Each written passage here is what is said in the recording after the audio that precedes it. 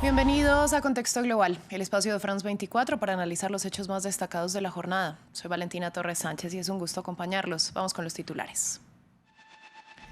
La Justicia Transicional de Colombia emitió su primera sentencia contra exmilitares por la desaparición y asesinato de 135 civiles en medio del conflicto, que fueron presentados como guerrilleros caídos en combate. Los exuniformados tendrán que realizar labores restaurativas de entre 5 y 8 años. Claudia Sheinbaum recibió al primer ministro canadiense Mark Carney en su visita de estado de 2 días a territorio mexicano, un viaje que tiene como objetivo reforzar las relaciones bilaterales en temas como migración, economía y comercio. Finalizó la visita de estado de Donald Trump en Reino Unido. Previo a su regreso, el mandatario dijo sentirse decepcionado de Vladimir Putin por no lograr un acuerdo para poner punto final a la guerra en Ucrania. Con el viaje, Londres y Washington afianzaron sus relaciones en materia tecnológica, pero no superaron sus desacuerdos sobre Gaza.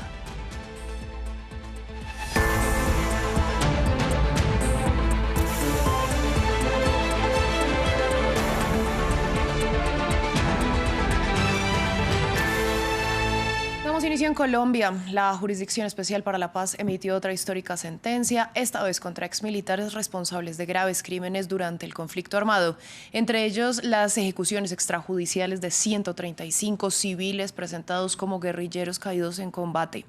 La JEP, creada tras los acuerdos de paz de 2016 entre el Estado colombiano y la guerrilla de las FARC, condenó a los acusados por delitos de lesa humanidad como desaparición forzada, asesinato, tortura y persecución, además de crímenes de guerra como homicidio y tortura en persona protegida. Samuel Salgado Castro tiene los detalles. Casi una década después de su creación, la Jurisdicción Especial para la Paz, JEP, emitió una sentencia histórica en uno de los capítulos del largo conflicto armado en Colombia, los crímenes de Estado. La JEP condenó a 12 exsoldados a 8 años de trabajos de reparación por su papel en las ejecuciones extrajudiciales de 135 personas, un crimen bautizado en Colombia con el eufemismo de falsos positivos. En la sentencia que hoy se expide sobre este subcaso, la sección concluyó que los comparecientes son responsables de los crímenes internacionales de lesa humanidad, de desaparición forzada de personas, asesinato, tortura y persecución, así como de los crímenes de guerra, de homicidio en persona protegida y de tortura.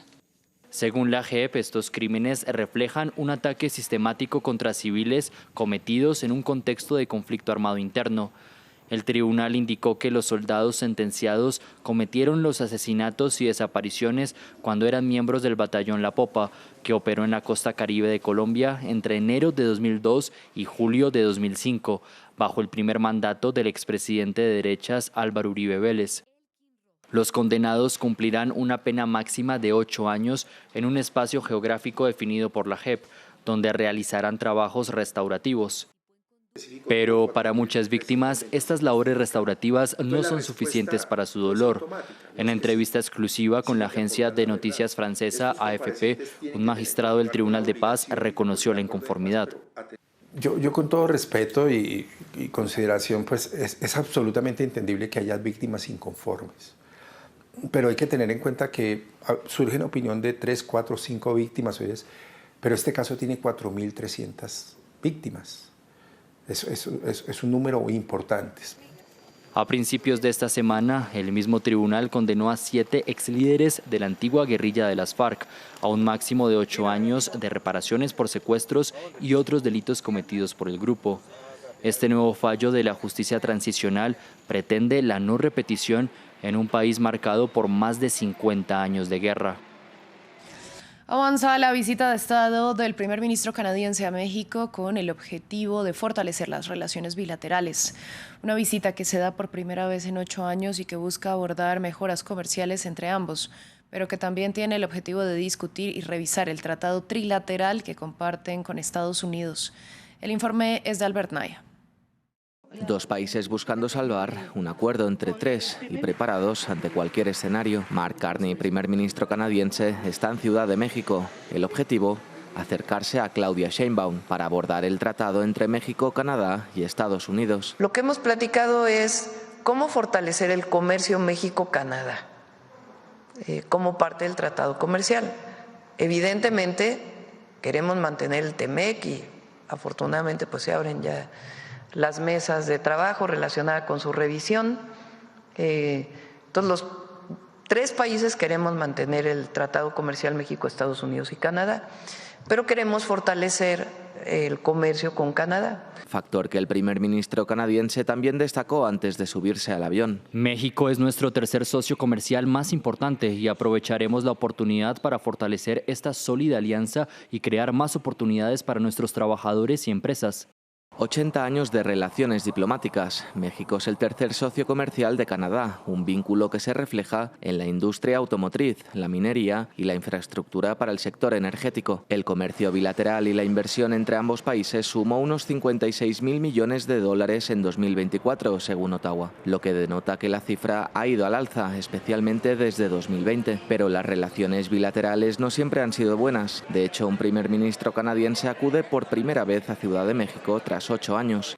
Carney intentará reparar unas relaciones bilaterales tensadas en el último año con el socio mexicano, en medio de la ofensiva arancelaria del presidente estadounidense. A finales de 2024 y principios de 2025, destacados políticos regionales canadienses defendieron expulsar a México del tratado trilateral para evitar que Trump impusiera aranceles al país. Pero ahora que Canadá está sintiendo los efectos de los aranceles en su economía, el gobierno no se puede permitir crear más problemas en sus relaciones comerciales y políticas con sus socios más cercanos. Donald Trump finalizó un viaje oficial de 2 días a Londres, donde firmó pactos de inversión y memorandos con Keir Starmer. El segundo viaje de Trump a la capital británica en lo que va del año dejó entrever el acercamiento entre Washington y Londres, pero las diferencias sobre Gaza no fueron superadas. A punto de abordar, así se despedía de Reino Unido. Trump finalizó una segunda visita oficial al país de los lores que dio para mucho. Además de brindar con la realeza, Trump y Starmer aseguraron un buen negocio. Basta con ver lo que estamos logrando hoy juntos. Los acuerdos y las inversiones anunciados hoy baten todos los récords. ¡Qué día tan memorable! 250.000 millones de libras esterlinas fluyen en ambos sentidos a través del Atlántico. Es con diferencia el mayor paquete de inversiones de este tipo en la historia británica.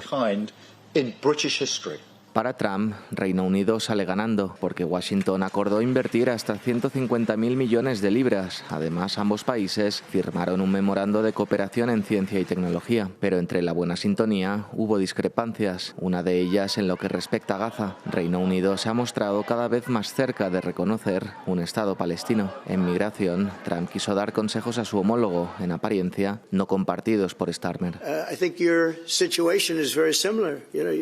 Creo que la situación es muy similar. Ya sabes, hay gente que entra y le dije al primer ministro que yo, si fuera él, lo detendría.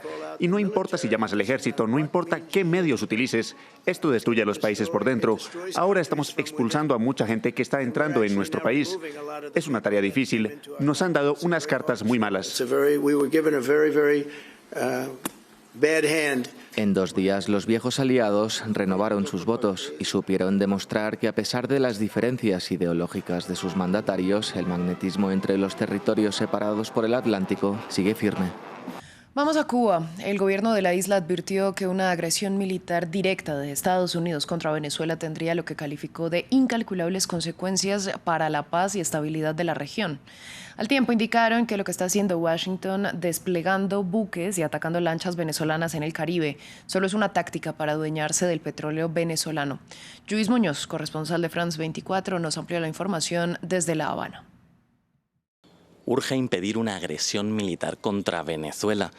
Es el título del documento publicado este jueves por la Cancillería de Cuba y replicado por el presidente cubano Miguel Díaz-Canel en medio de las tensiones que existen en el mar Caribe. Además, en el documento advierten de que está en peligro la paz y la estabilidad regional. Acusan a Estados Unidos de querer robarse los recursos como el petróleo venezolanos y piden a la comunidad internacional que actúen para evitar que América Latina deje de ser una zona de paz. Este documento coincide también con la visita de Roberto Morales Ojeda, el secretario de organización del Partido Comunista de Cuba, a Caracas. Una vez allí se ha reunido con Diosdado Cabello, el secretario del Partido Socialista Unido de Venezuela, y ambos han firmado un acuerdo para ampliar los lazos de amistad entre ambas organizaciones. Además, el dirigente cubano ha señalado que esperan ampliar la acción política, diplomática y comunicacional conjunta entre ambos países. Este documento y esta visita reflejan cómo desde la isla caribeña se eleva el tono para defender a Venezuela en medio de sus tensiones con Estados Unidos, un país que ha sido uno de los principales aliados de Cuba en lo que va de siglo. Fin del informativo, gracias por su sintonía.